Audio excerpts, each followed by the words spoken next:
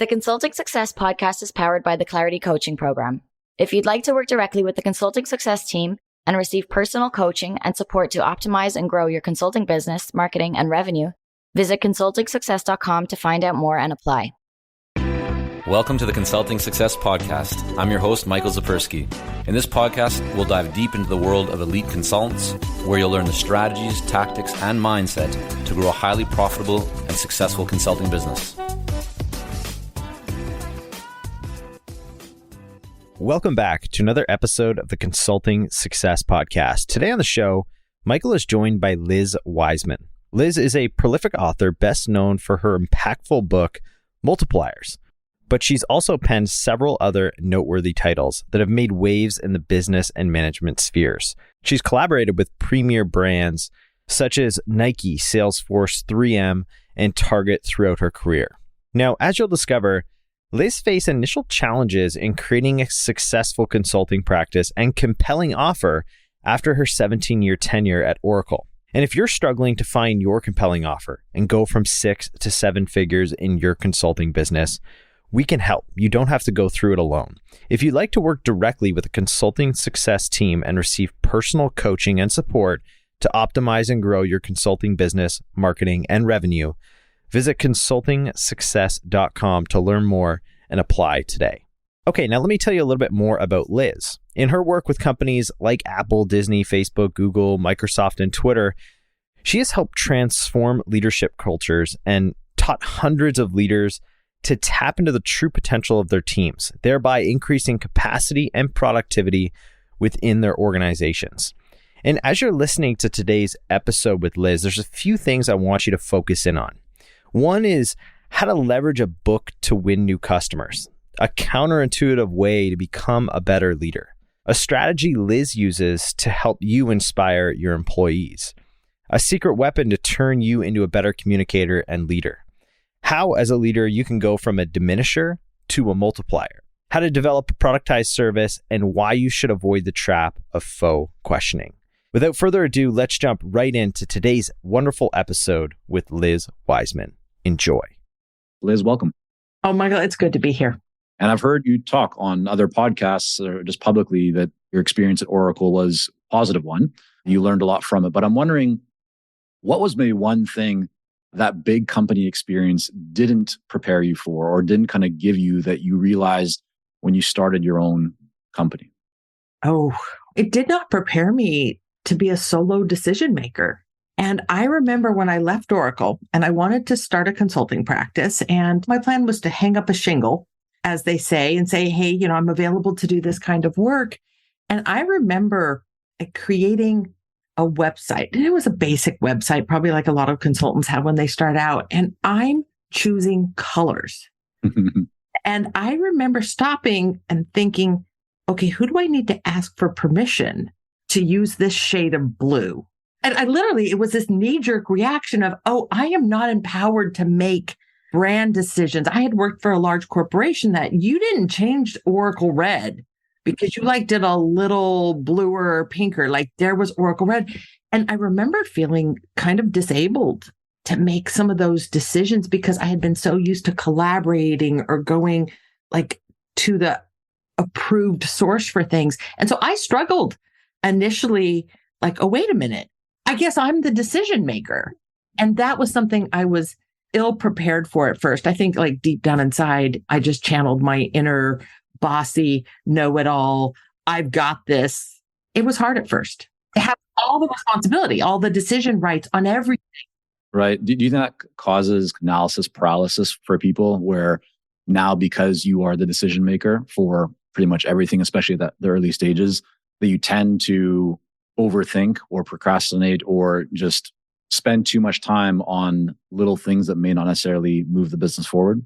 I think so, but I think both extremes are damaging. One is to overthink constantly. The other is to underthink and just say, okay, I'm the decision maker. In some ways, like once I figured out I was in charge, I'm like, I like being in charge. And so you can go out, but there's a reason why you consult other people about things out of your expertise. What I had to learn was that sweet spot of, wait a minute, you're now doing things you don't know how to do. You used to know who they were in a big organization, but who are the people, whether they're professional attorneys, accountants, or friends and family, that you should pause and say, what do you think of this? Like, give me some feedback on it, because there aren't that many jobs that are best done with a single brain. Yeah, I think that's very well said. So you left Oracle, and in 2010, you started Wiseman Group, which I believe is the same year that you published Multipliers, if I'm not mistaken. Hopefully I'm correct on that. Did the company come first? Did the book come first? What did that launching pad look like for both the business and the book? Well, when I left Oracle in 2005, I started a consulting practice, hung up a shingle, called it Mindshare Learning Systems, and did some executive coaching, did some strategy work, which was kind of an extension of the work I had learned to do at Oracle. I had a range of things that I was available to do. And I was pretty good at about 2, 3, 4, maybe a half a dozen things that I would say yes to these projects. Well, then I did the research behind Multipliers, wrote that book, and we ended up renaming the company to the Wiseman Group in anticipation of this book launch. And it was there that I went from being consultant for hire and a range of things to finding out like the market actually wanted one thing from me more than any other thing. And that was like helping managers learn how to be better leaders and doing it with this Multipliers framework. So I started to shed a lot of the small to medium-sized projects and skills and really put all of my energy behind what I was getting. This resounding feedback from the market is, you have something that we want, and moved more towards productizing that. What did that look like, that feeling, or what were you actually seeing to make the decision to really narrow in and specialize and, as you said, productize and build around that? Because oftentimes people have a lot of experience, they have a lot of expertise, they're offering a whole bunch of different services. If they do an analysis, they might find that the majority of their revenue or profit comes from like one specific offering. But in your case, you're saying the marketplace was really telling you. Can you give a little bit more detail around, was it just people saying, hey, like this is what we want, or what was actually going on that helped you to make that decision to go all in on that one area?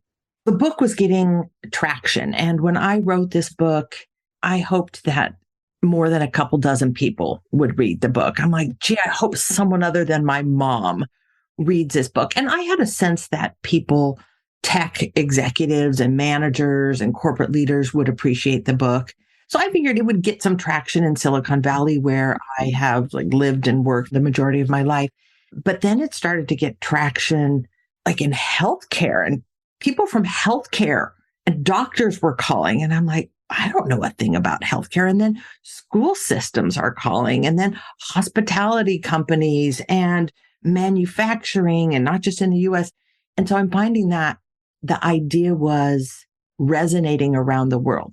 And so the first, I think, feedback I got was this idea that's captured in this book. And that idea, simply put, is that the way a leader uses his or her own intelligence and know-how and capability really affects the intelligence and know-how and capability of their team. And a leader can either have an amplifying or a multiplying effect on their team.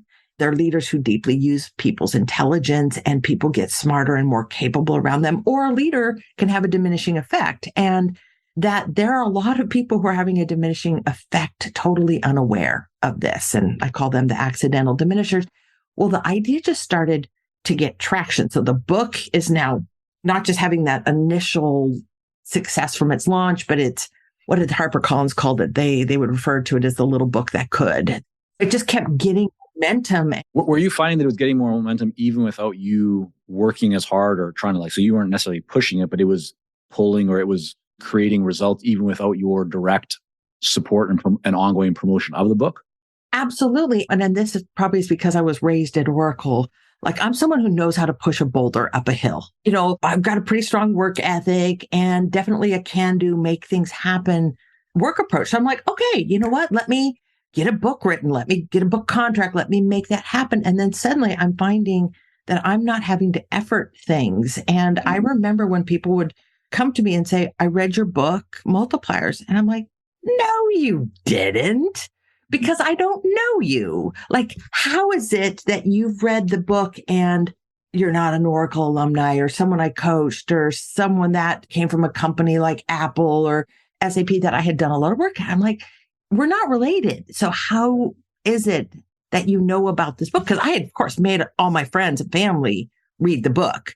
And so I'm getting that over and over, like there's something happening word of mouth. There's a referencing thing. There's a value that's strong enough that other people are sharing it unprompted by a social media post, a tweet, or what have you. And that's where I'm seeing, oh, okay, there's something here. So the first feedback I got from the market was, this idea is valuable and we want more of it. And then the second thing that I got was, and the way that you're presenting it to us really works. And that's where all the other types of consulting, that was like the sum total of years of experience of how I worked at Oracle and how I was coaching, but the way that I was finding how to teach the idea, how to speak about it, how to share it in a way that really connected. Can you talk a little bit more about that? Because I'm wondering, now that the book has been around for quite some time, right? It's really taken on kind of a life of its own and made a big impact on so many people to the point that you've followed on with other books. You mentioned the way that you presented it. And I feel like there's research was a big part of this book. But I'm wondering, when you look at it now, kind of in hindsight, what do you think made the book so powerful, so effective, so compelling to reach that level of success? The way that you presented it, the idea. Just talk a little bit more about that, because I'm thinking about everyone who's tuning in and what lesson there might be inside of that they might be able to use with their own intellectual property or their next book or whatever they're working on. Absolutely. The term that I use, I certainly didn't invent this term, but just the term I use to think about this is signature experience. I don't know who else uses that term, but I'm pretty convinced I didn't invent this. Like, someone else must talk about this. I think about it as like, what is somebody's signature experience? And I feel like I developed a signature experience, which is, if you come to any one of our programs, whether it's a keynote, whether a seminar, a workshop, a coaching session, like, it's going to have certain very predictable elements. And if it doesn't, I've failed to do my job and my team has failed to do our job, but it's going to be thought-provoking. And I started to pick up on this. Like, I remember this moment, and I was teaching a class at Genentech/Roche. And there was this Roche executive. He was a scientist. He's in the session, and there's a lot of Europeans in the session because there's a lot of Roche executives. And I'm always, as an American, I'm always nervous running seminars for Europeans because they experience learning in different ways. Like, they interact with classes and workshops and presentations in different ways in America. They don't hoop and holler. They're not like, "Whoa, this is great." They don't react to this way. Canadians maybe somewhere in between. I don't know. But he's kind of just stoic and just looking at me. And he comes up afterwards and I'm like, oh, this is the part where he tells me, like, this is wrong. Or I think he was Swiss. He said, I've been managing for 25 years. And in this last hour, you've caused me to completely rethink what it means to be a good leader. He said, 25 years of experience, I am now questioning everything I thought I knew as a leader, because he thought that leaders who use their intelligence in a way that sort of inspired other people, like, we're strong, we're capable. And now I'm saying, that actually might be having a diminishing effect. And he said, this has fundamentally changed my worldview. And that's kind of this first thing I noticed, is people would say, wow, that messed with my mind. So thought-provoking, you get them to think, you challenge maybe their assumptions or prior beliefs. Yeah. And so that's like the first thing, is it needs to be thought-provoking. If it's just like, oh yeah, I kind of know this, I'm going to stay away from that territory. I'm going to look at what can we do that will cause us to rethink, and sometimes deeply, deeply in ways that are often unsettling. And I still today get this feedback from the book. People say, I read your book. That was painful. I hear that a lot. People say it was painful. And I'm like painful as in bad book? They're like, well, no. Painful as in, occasionally some people will say bad book. Like, I get those reviews on Amazon every now and then. But it's like, no, like, that really made me question myself. And in some ways, it made me feel a little bit bad about how I've been operating as a leader, but then kind of left me hopeful. So that's like the first, is thought-provoking. And kind of an element of that is everything I try to do is evidence-based. Like I'm not making stuff up. Like I'm going to research things really diligently. And that's what creates that thought-provoking. Right.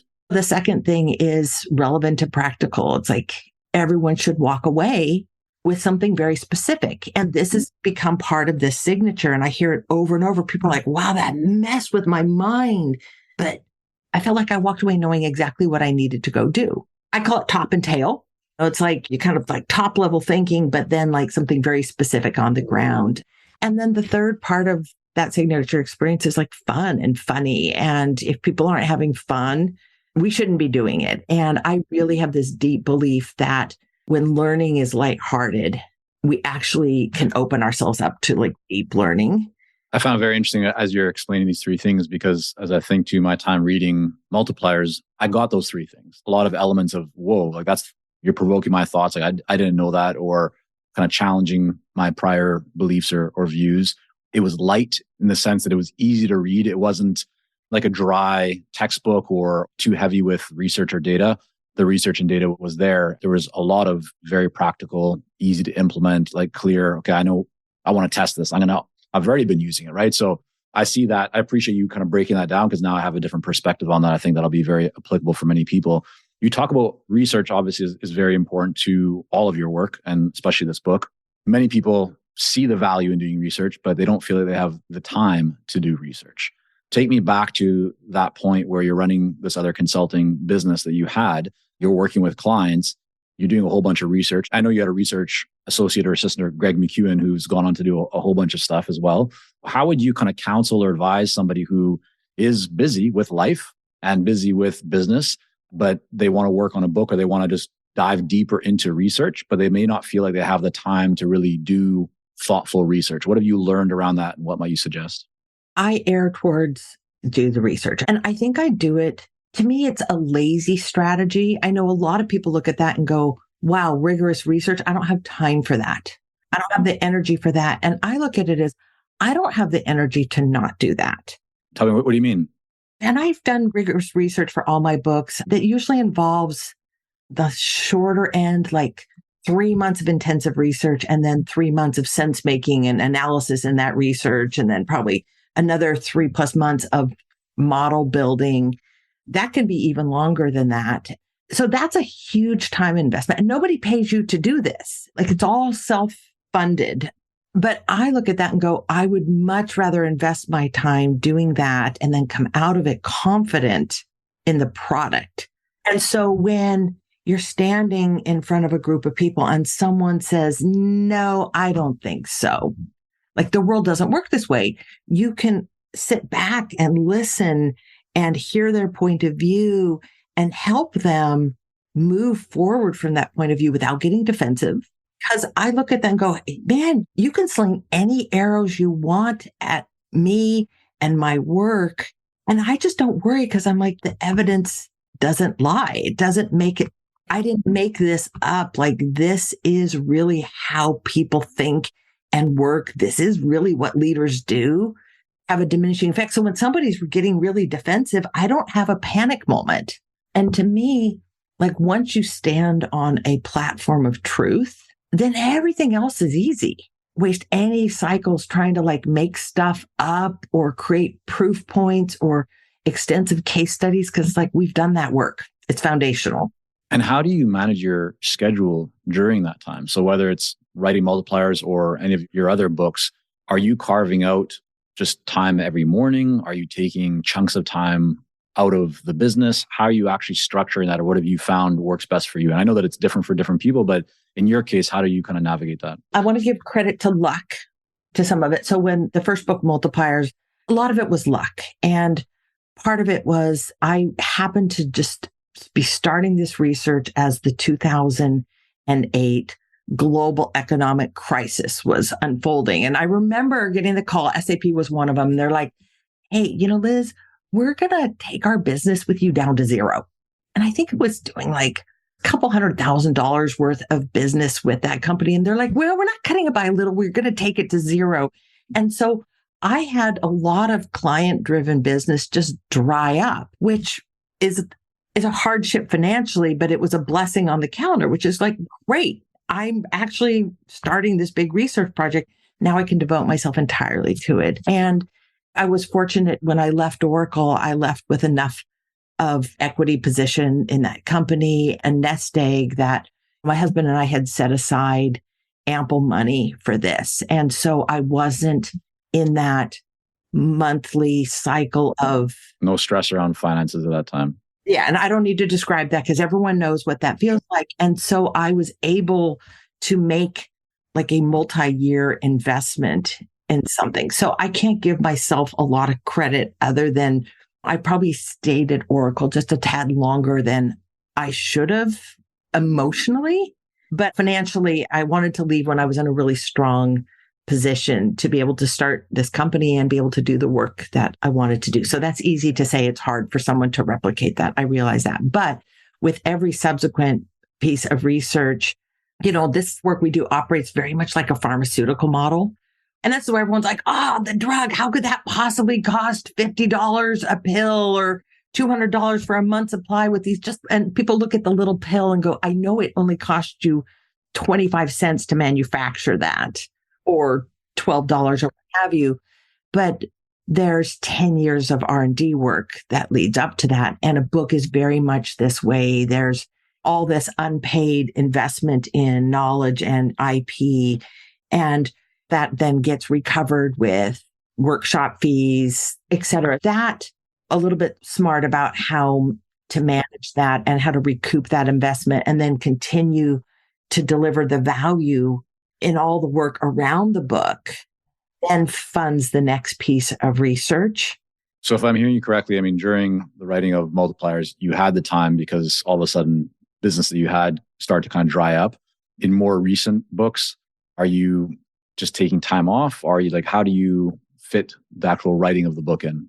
I probably practice, I'm sure someone's put a better name to this, but it's that time and horizon striping, which is I try at any given time to be spending some of my time doing immediate, probably what would be revenue producing work, doing some things that are mid-range projects that don't deliver value or revenue in the immediate term, but are midterm investments. And then I try to have a stripe of my time dedicated to something that's not going to bear fruit for years to come.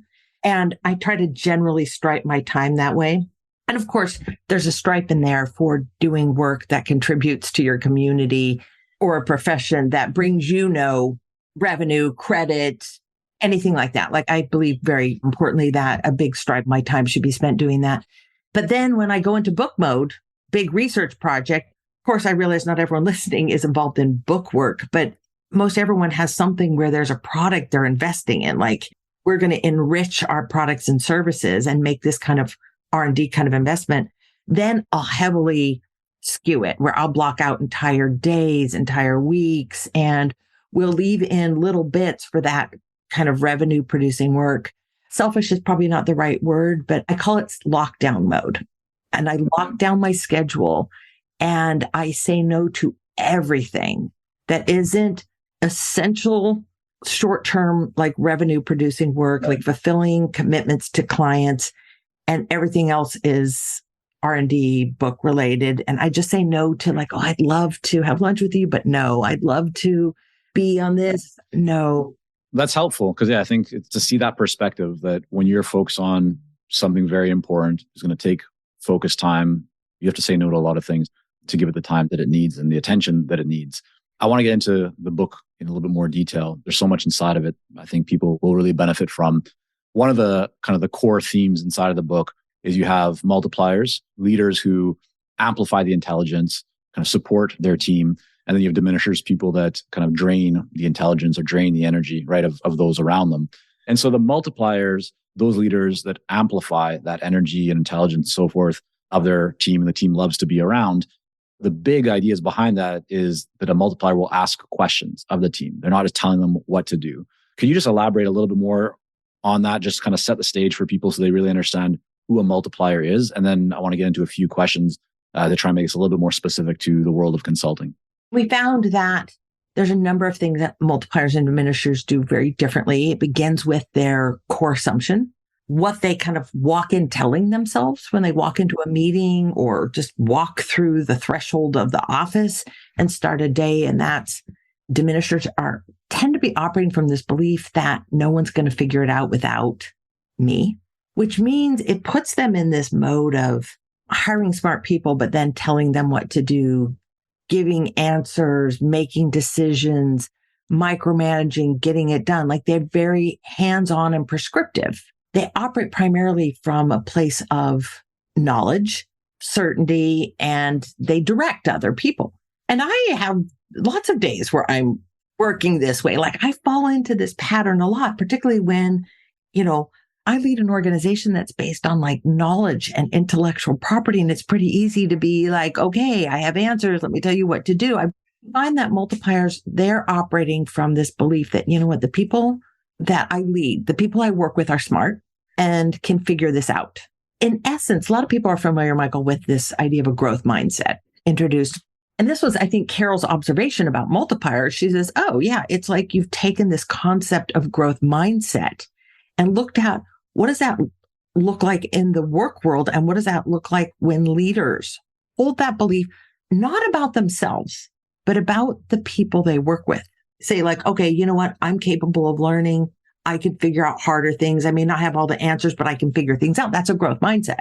That one's intelligence isn't fixed.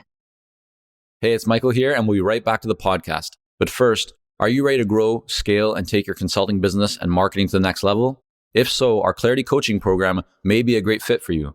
You'll work with our experienced team to set up a strategic plan for your business and coach you step by step in areas like how to consistently attract more leads, develop a magnetic message that resonates with your ideal clients, strategically package and position your services, earn higher fees, win more proposals, and scale your business.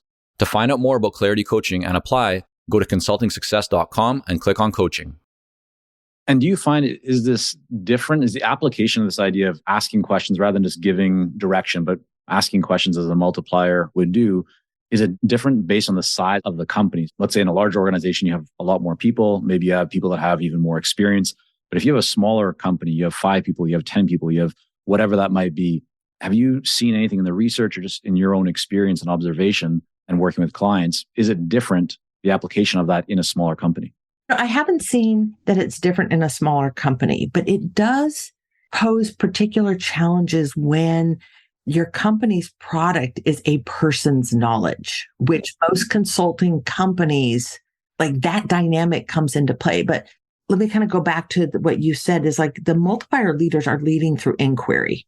So instead of telling people what to do, pointing people in the right direction and then asking people really good questions. Instead of giving people directives, they give people problems to solve. So rather than, hey, I want you to write a white paper that we can publish next month, it would be more like, okay, what kind of paper do we need to write that would reach the right audience and communicate this idea in a compelling way? So it's not like, hey, knock yourself out. It's not like hippie form of leadership of like, I don't know, do what you want, like be creative, make something, do something valuable for our clients. It's kind of being prescriptive about what you want people to think about, but being a little open about how people go about thinking of it. You're asking a question, but the question has some guardrails, or you're kind of giving direction within the question, but it's still a question. Is kind of what I'm hearing you say. You're right in terms of like the writing a white paper. You're not just saying, hey, like, let's get some publicity or let's just create something. You're saying, hey, if we were to create a white paper, how could we structure it so that it would have the most impact or something along those lines? It's asking the questions that focus the intelligence and energy of the team on the right problem. It's asking questions that shift the burden of thinking from you as maybe the proprietor of the business and share that burden with your team. And Michael, I want to give you my favorite example of this. It comes from a movie scene, and it's a movie scene that most of us have seen. And it is from the American NASA program. And the movie's Apollo 13. Now, have you seen it? I have, yeah.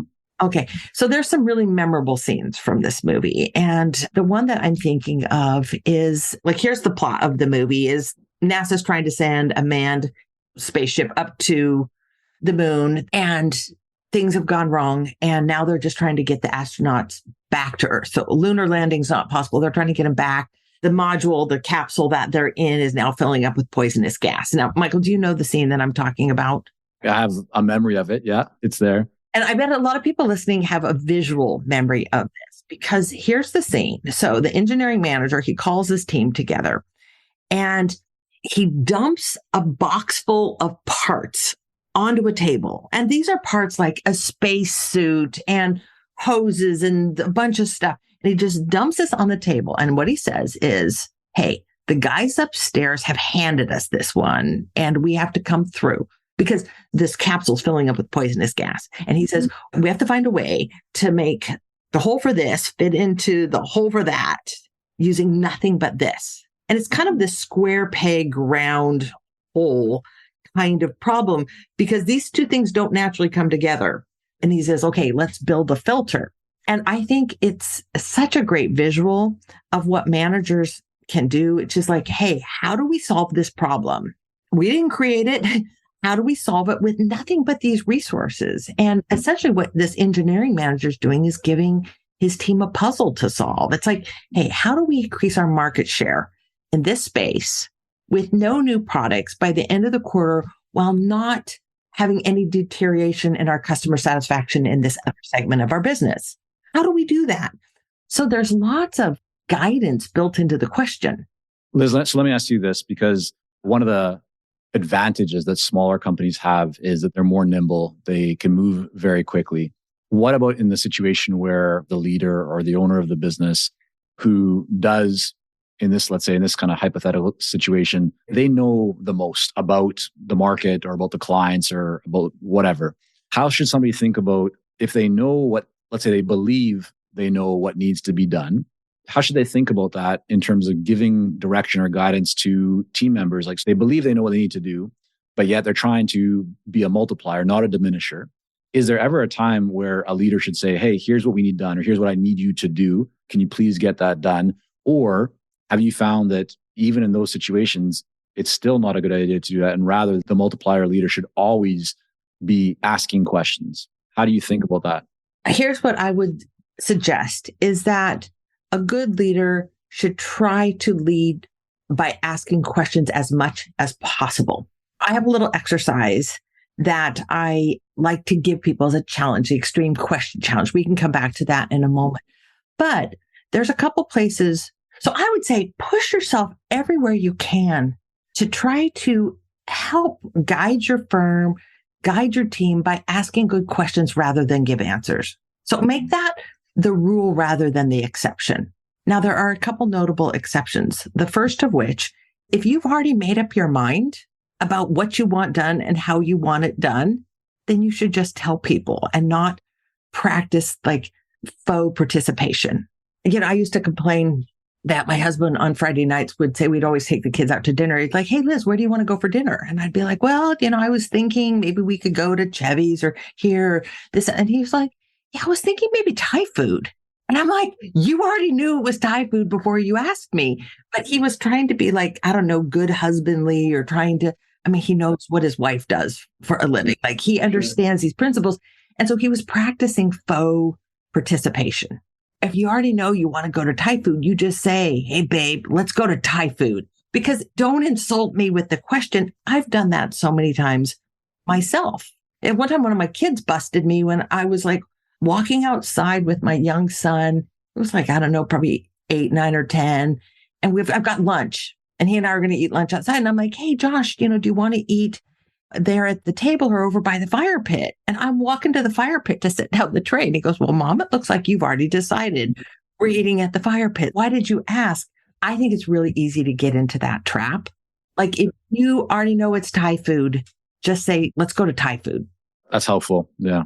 The second is, in times of crisis, these may not be multiplier moments. Now, I get a lot of people who push back on me and say, no, you can be a multiplier even in times of crisis. But let me share an experience I had. This was off at the Yale Medical School and then Yale New Haven Hospital chain there. This is like a quadrilateral academic medical center. And I'm doing a class on multipliers for all the physician leaders. So they're the people who lead all the residency programs and we're having a great time. And they're loving multipliers. And then we break for lunch and then suddenly they're not loving multipliers again. They come back and there's like a mutiny and they're like, yeah, we get it. We want to be a multiplier. But maybe you don't understand what we do, Liz. Like we deal with life and death moments. Like we hold people's life in our hands. Like when someone's flatlining in the OR, this isn't a multiplier moment. And then they describe what they maybe have to do. And they're like, we not only tell people what to do, we yell, like we scream. And fortunately, I had the sense to ask a question. And I said, well, I get it. What percentage of the time are you dealing with those life and death kind of moments? And they said, they conferred amongst themselves and they're like, probably 3 to 5% of our time. I'm like, well, in those 3 to 5% moments, I recommend you yell, tell people what to do. Like if it were my child on that operating table, I would want you to do whatever to save that child's life. I mean, short of something horribly abusive. But what about 97% of your time? Like, how do you need to lead then? And what happens if you lead in the same way in those moments that you're telling everyone what to do? Like you're treating everything like these high stakes moments. This is a group of people who are surgeons. And I had that same conversation with a group of military officers. They said 2 to 3% of their time are life or death moments. It's really interesting. I think if you would ask just people more generally, they probably initially would think it's a much higher percentage. But if you give some real thought to it, it's probably, as you said, much smaller percentage of time. That's really helpful. I appreciate you kind of presenting it that way. One question I know that comes up a lot with people is how to get the most out of their team. And so I think you talk about in the book, there's this idea of like the liberator. It's how do you generate pressure, but not stress? My question is really, how can you get the most out of your team, right? Maybe applying pressure because you want them to do their best. You want to challenge them. You want them to feel proud of what they're accomplishing, but without creating stress or overwhelm or burnout or mutiny. What are some of the best practices around that? Oh, let me start with the principle on this is what's the difference between working in a tense environment versus an intense environment? What's the difference between pressure and stress? Some pressure is good. Stress tends to cause us to shut down. And the best way this was explained to me was one of the multipliers I interviewed. He made reference to the William Tell story with, okay, we're now back to another Swiss example here. And he said, the story of William Tell, the famed Swiss archer who has to shoot an apple off the head of his son. And he said in that scenario, William Tell feels pressure. His son feels stress. And the difference is control. If you put pressure on people to do like their best work, but you don't give them control, they're just in an environment of stress. Could you make that a little bit more granular for those who are joining us? How, maybe a bit tactical, what can they do to challenge or to apply that pressure to their team without stressing them out? Like I'm wondering, are there certain expectations that need to be set? Do they have to have a certain kind of conversation? How do you put that into practice? To put it into practice, what you want to do is give people two things. You want to give people ownership, meaning control over their work. And then you want to hold people accountable to that. See, the control keeps it from being debilitating stress. The ownership is what applies the pressure. And let me give you a very concrete example. This is one of my favorite examples. It's not Swiss. This comes from John Chambers. He, at the time, is a new CEO at Cisco. This is the networking router company. And he's making his first executive hire.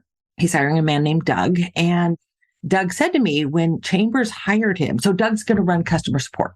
And Chambers said to him, Doug, when it comes to this part of the business, you get 51% of the vote and 100% of the accountability.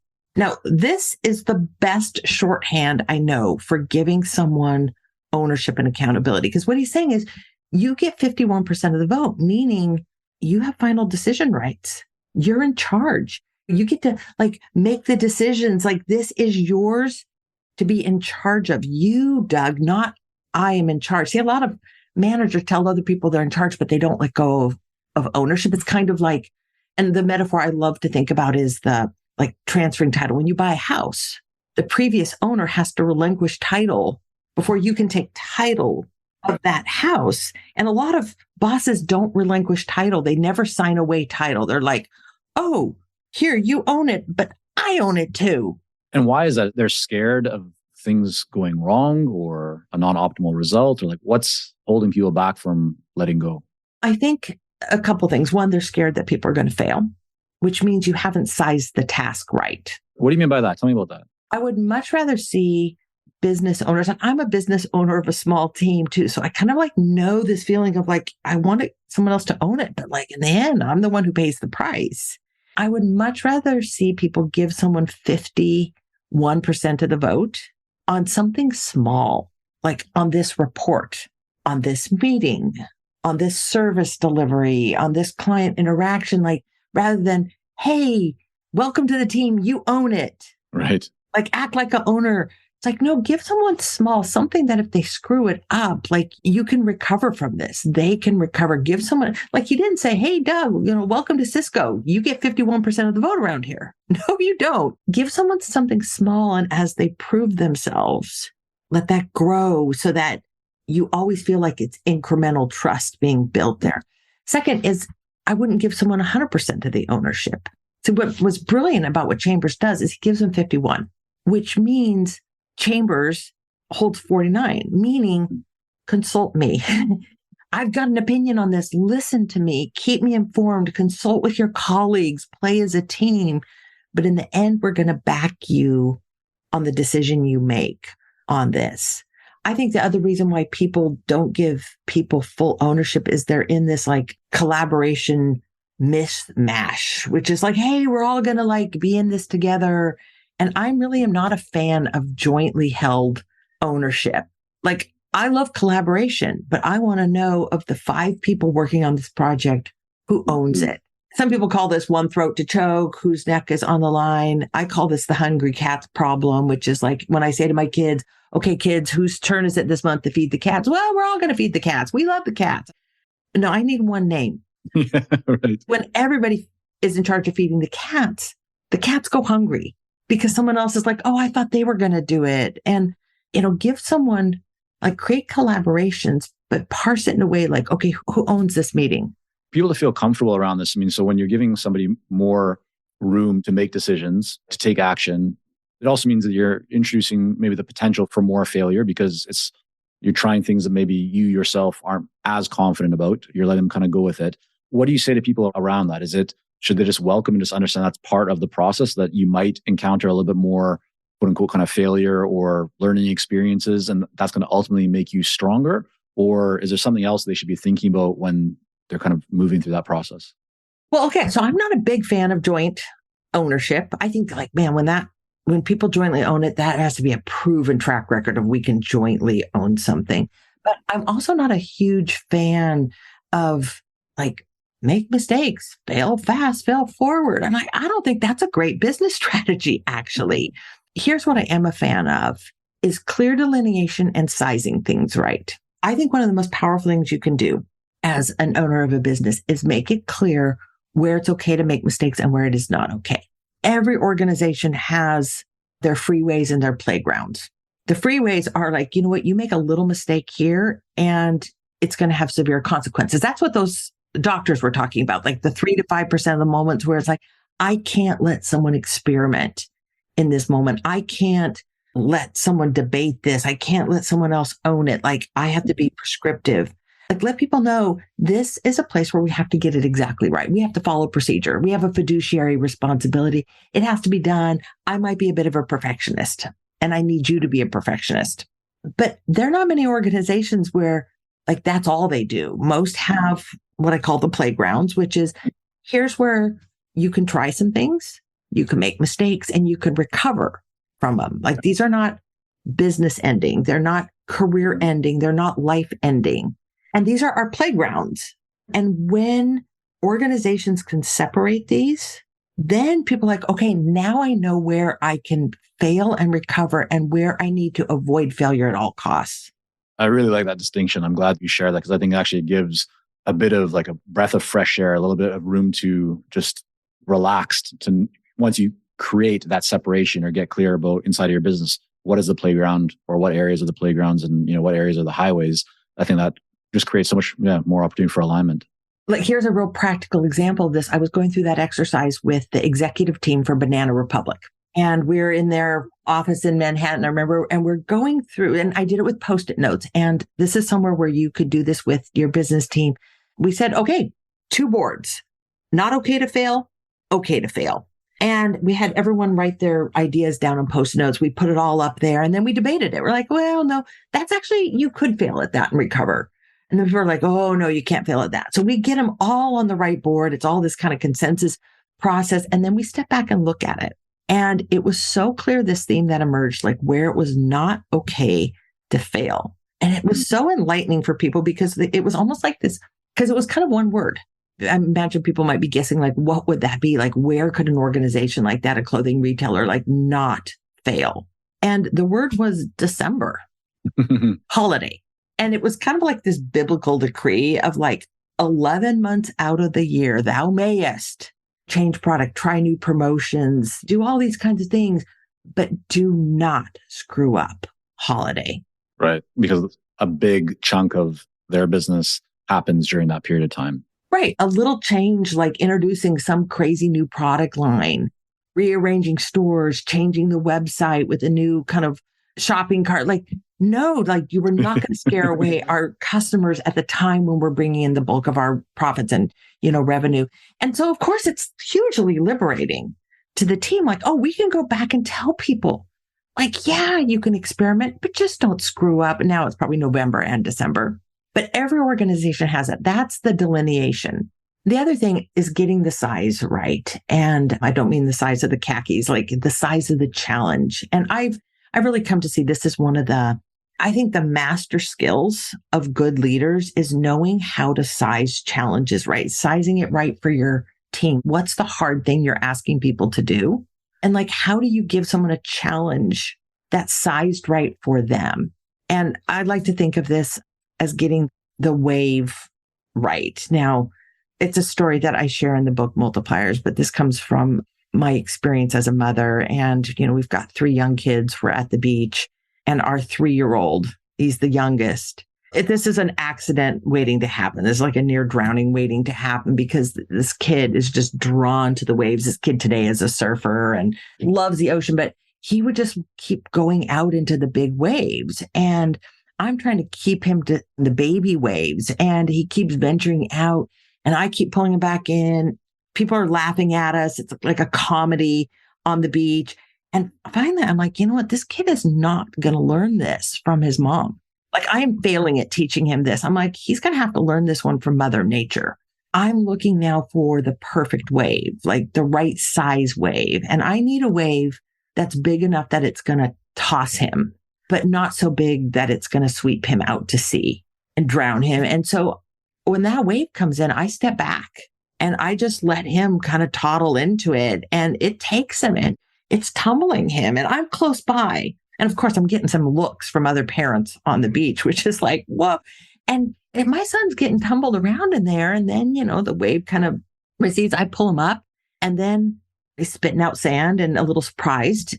And I'm like, okay, like Christian, let's talk about the power of the ocean. But like that needed the right size wave.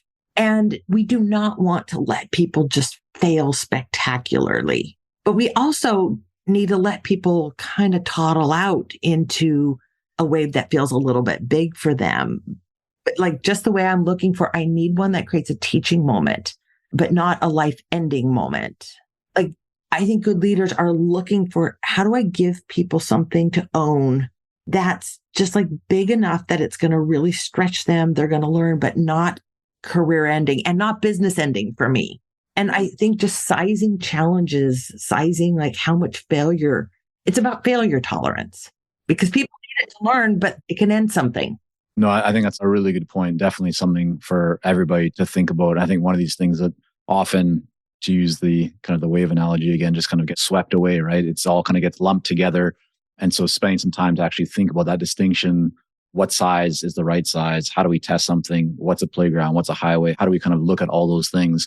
There's so much that we've just literally scratched the surface in our conversation today. I really appreciate you for coming on. And yeah, I'd love to continue the conversation, but I want to respect the time that we have. Where is the best place for people to go to learn more about you, the Wiseman Group, all your books? Where should we send them? The Wiseman Group is thewisemangroup.com. Now, if you go to wisemangroup.com, you will find an interior design firm in San Francisco that I guarantee you has a much more interesting website. I was going to say that probably has gotten quite successful from all the business that you're sending their way when people type the wrong URL. They send people to us. We've sent to them. A good strategic alliance. My books at their headquarters, because sometimes they end up sending to people. We have a wonderful relationship. But yeah, thewisemangroup.com. And there's information about what we do, but there's information about the books, resources. We'll link all that up in the show notes. And is there any other resource or anything else you want to guide people towards you think might be helpful for consultants specifically or smaller firm owners? Well, there's something we didn't spend a lot of time talking about, but there is a resource there on the website. There's a little quiz. Are you an accidental diminisher? And what I will say about this, we don't have the time to dig deeply into this, but let me scratch that surface, is we find that most diminishing is not coming from bossy, know-it-all, narcissistic, mega ego kinds of leaders. It's coming from what I call the accidental diminisher, who is maybe what I call the fountain of ideas, or they're always on, or they're rescuing, or they're quick to respond, or they're pace setting for their team, or they're protecting their team, or like things that we do with the very best of intentions that look like good leadership that actually have deeply diminishing effects on others. There's a quiz there. That's something to probably go scratch on. Liz, again, thank you so much for coming on. Michael, it's absolutely my pleasure. Thanks for listening to today's episode between Michael and Liz. If you enjoyed today's episode, then be sure you hit that subscribe button wherever you listen to your favorite shows. And if you love today's episode and want to help support the show, I would encourage you to head over to Apple Podcasts, where there you can leave a rating and review, or share this episode out with a friend or colleague you feel like would be truly impacted by today's show. Again, if you want to go from 6 to 7 figures in your consulting business, we can help. You can work directly with the Consulting Success team and receive personal coaching and support to optimize and grow your consulting business, marketing, and revenue. Again, just head over to consultingsuccess.com to learn more and apply. That's the end of the line for this week. Until next time. Thank you for joining us on this episode of the Consulting Success Podcast. For more episodes and to subscribe, rate, and leave a review, head on over to iTunes. And if you'd like to develop consistent lead flow and a highly profitable consulting business, learn more about our coaching programs at consultingsuccess.com.